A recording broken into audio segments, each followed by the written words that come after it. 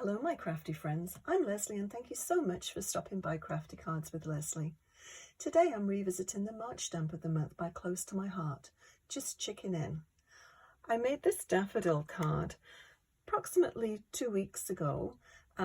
Check out my list of videos if you would like to see how this one's made. But I couldn't not do these cute little chicks, so I thought I'd make another process video and just go over the 3 cards that I made. So let's get started and we'll create one and I'll go through each one and show you what I used to make them.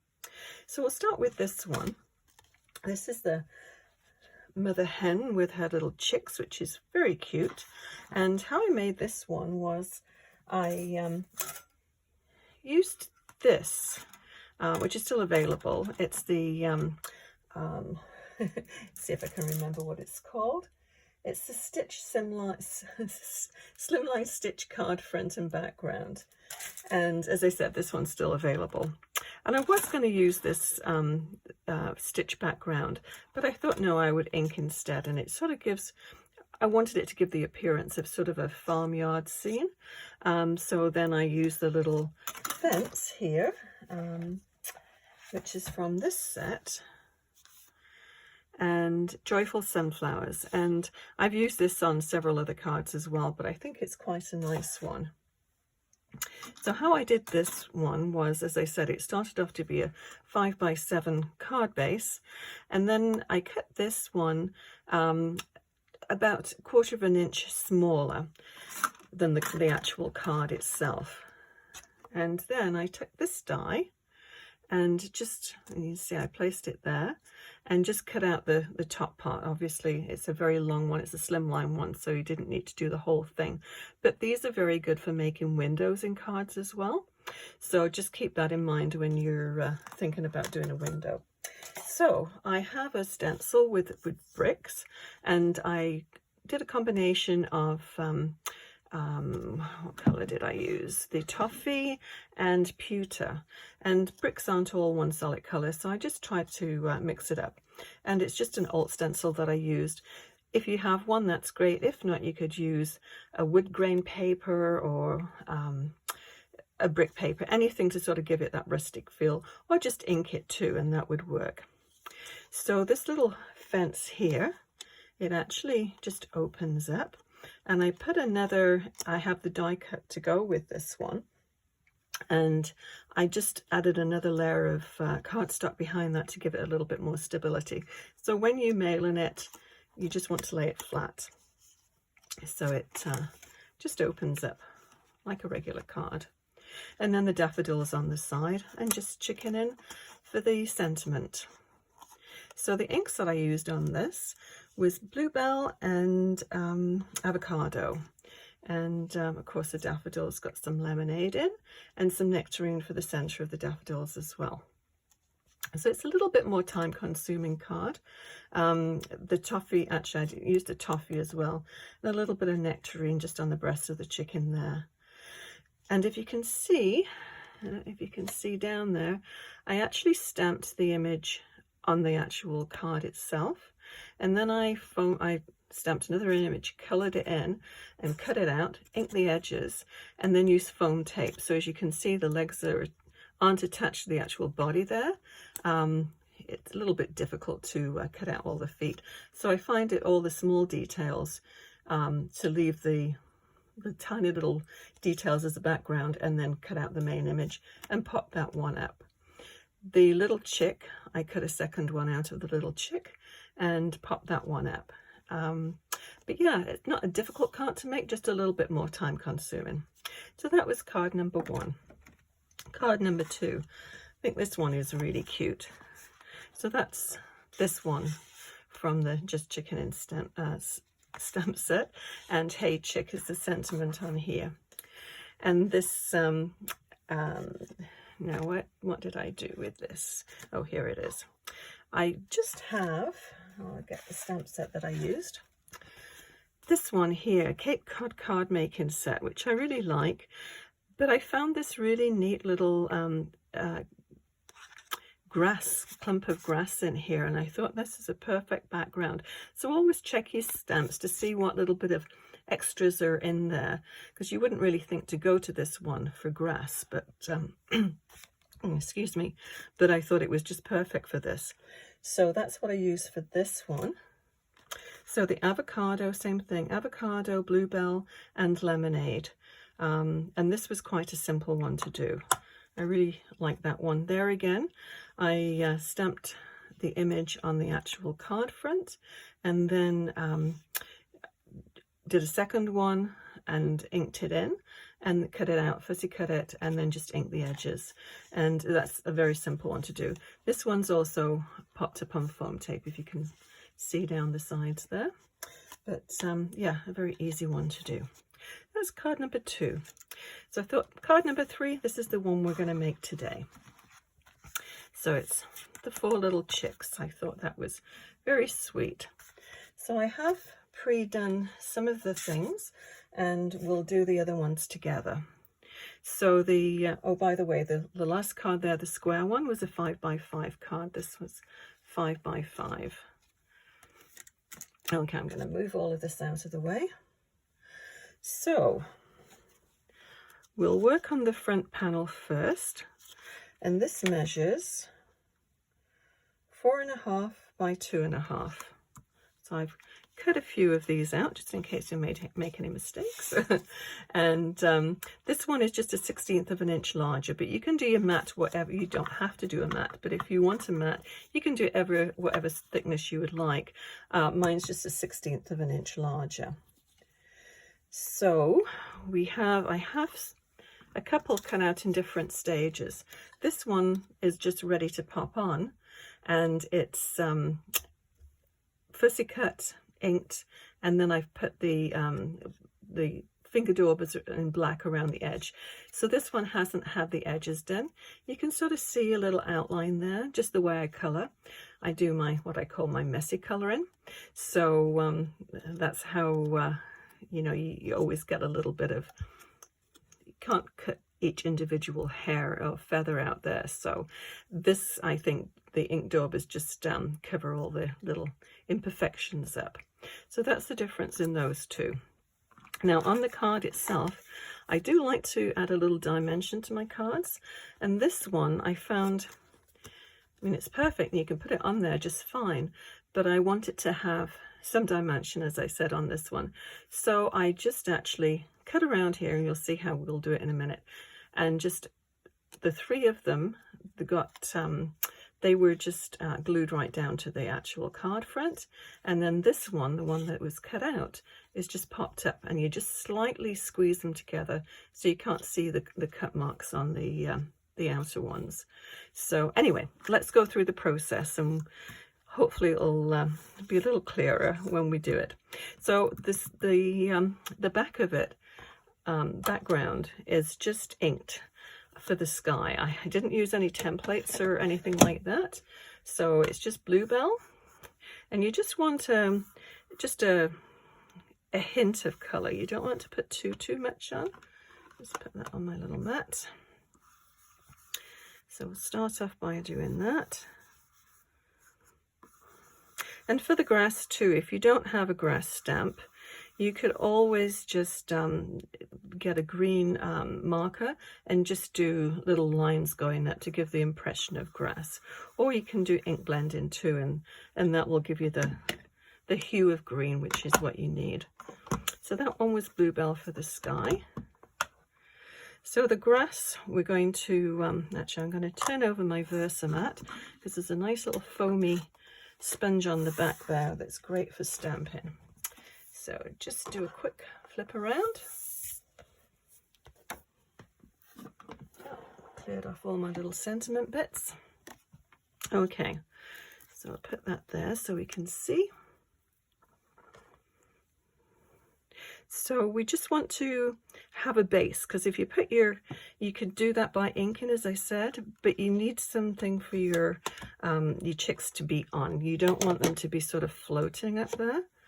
So we'll start, I've just sort of tipped it on one side here for just to sort of fill it in. So we'll do the same thing.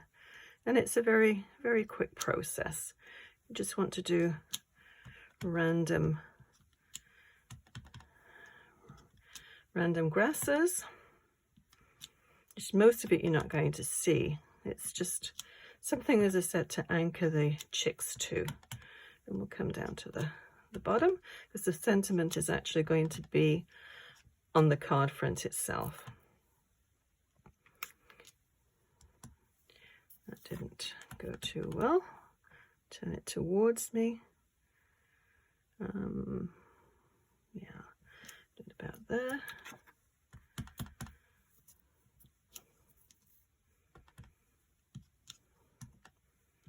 But this is a good anchor for the chicks. I was so pleased when I rediscovered this stamp. Okay, put another one in the middle there. So there we go. Very, very simple. But quite a nice background, I think. Okay. So I'll show you how I coloured. I'll just turn this back over. I'll show you how I coloured the chicks. As I said, I don't know if anybody else does this, but this is what I call my messy colouring. So I just use the lemonade for the chicks. And I won't make you watch the whole thing. It's like watching paint dry. I don't think you want to do that. Now what I did was cut out all the legs with a little X-Acto knife, and I pre-did those. So all you want to do, and as I said, we're going to fussy cut all these. So if you go out of the lines, not a big deal. So that's all you need to do. Of course, do all 4 of them. And then I took this pen, tri-blend marker, and it is the Coral Blend, and I used the medium color, and I just did little flicks of color on his beak and on his feet. So that's all you need to do. Very, very quick coloring. And my scissors, I always put some things down and then I never know where I put them. Okay, so all you need to do is just cut slightly outside the line, not very much, but you just want to make sure you're not going to cut anything off. So we'll just fussy cut one, and move your paper. If you've got curves, move your paper rather than the actual scissors. If you move your scissors, you're going to get more sharp angles, and you want this sort of free-flowing. So just move your paper around. Okay, so that's all you need to do for that one. And to ink the edges, just in case you haven't seen it before, I just keep all of my blacks and brown finger daubers in this tin. Keep all the same family color together. I have one for reds and pinks and greens and yellows. So all you need to do is that, just a quick little flick of, this is black, around the edge, and it just takes off all of the sort of the outer line. So that's all you need to do for that one. So we'll pretend we've done all of that, and we'll finish up with this, and we'll use the inked one. So as I said before, we're going to snip this one. I'm going to take that one right out.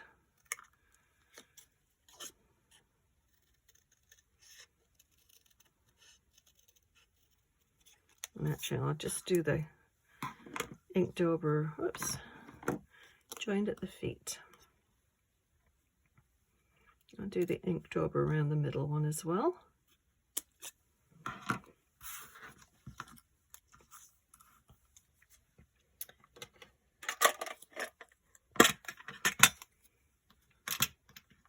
Seeing as though the others have been done on the edge, we may as well do this one.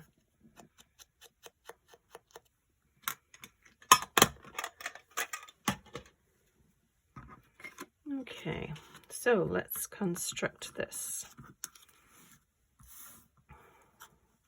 So, round about there.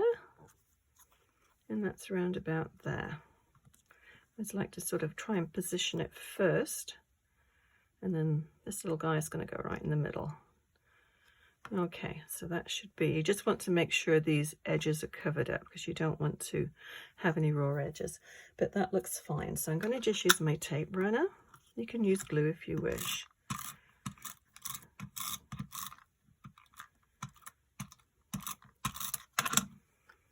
Okay,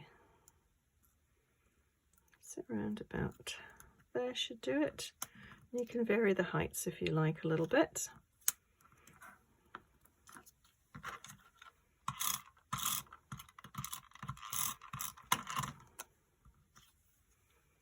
Okay, just double check. Okay, so that should be good around about there. So I'm just going to put some foam tape on the back.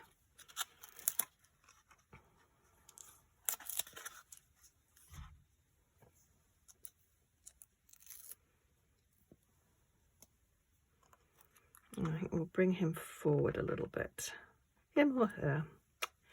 There we go. So quite a bit, it looks quite a bit different, I think, when you pop one up like that. I quite like the look of that. So that one is going to get mounted now on the black. As I said, this is just a 1/16 of an inch larger. And we'll just do the tape runner with this.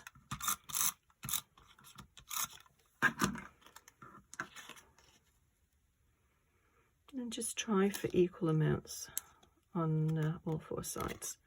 I have a little bit of fluff there, gone.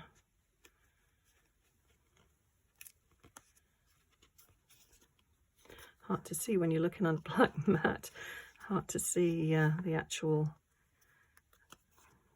distance around. Yeah, I think that's pretty close. So I have my card. But before we actually stick that down, I'm going to just stamp the sentiment on there. I actually cut out earlier on because I'll show you the stamp set again. Because the sentiments on here, I'm going to send these out for my Easter cards.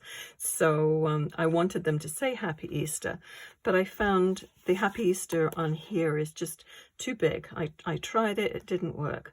So I thought, well, I love the script, the font on this one, but I thought, well, I'll just do a different happy and then it should work out. So that's what I did. I just put it on a little tag, and that's what we'll do with this one. So I need the happy out of here, the Easter out of here.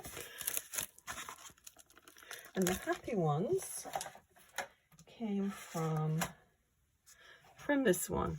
Birthday Joy. It's a very old one. There's three happies in a row there, but I used that one and stamped them and then just cut them out. So Birthday Joy. It is an old one, and I'm pretty sure it's retired, but I'm sure you've probably got something that says happy, or you could do it on your computer and just print it out too. Okay, I'm going to bring my stamping platform up. Keep one of those happies out and we'll test it out. Okay, I'm just going to give this an extra rub with the bone folder. And this one, the cardstock color is French Vanilla. It's just a nice sort of creamy white. Okay, so now I took the happy out, silly me. I wanted the Easter. Okay, so line that up about there, put this round about there, and I think that will leave lots of room for the happy. Yeah, that should work out just fine. So let's just anchor that one down so it doesn't move around.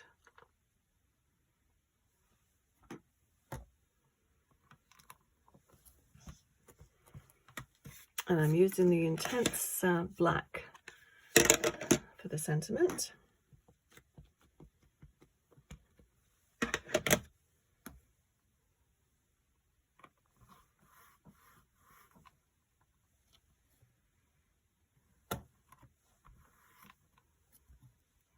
that's fine. Okay, I'll just pop this out. Wipe this quickly before it goes all over my little spongy pad there. Okay, that should do. So let's assemble this one. This is just going to get attached with the tape runner.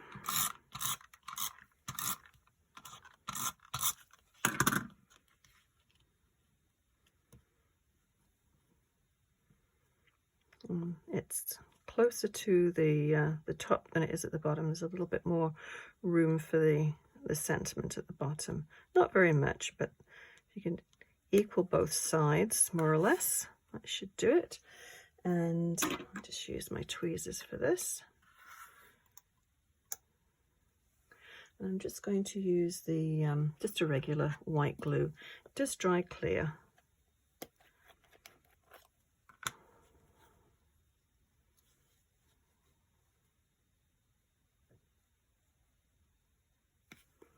Okay, so we'll just pop it down about there.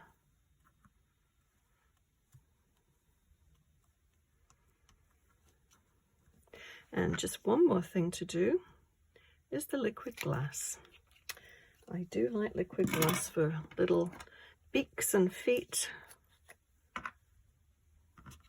and eyes. So let's put them on the eyes. And that one's a little bit gummed up. It's fine when I was using it earlier on, but it does dry fairly quickly. But just when you're making your cards, just allow it a little while to dry. I usually leave it overnight before I start mailing them out. And that's flowing okay now.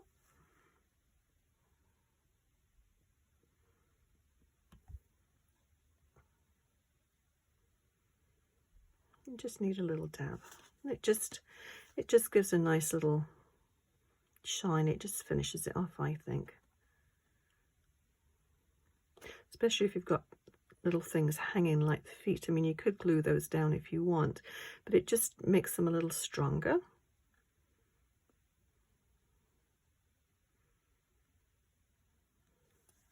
And that's all you need to do for that card. So it's not a really long process, and you could mass produce these.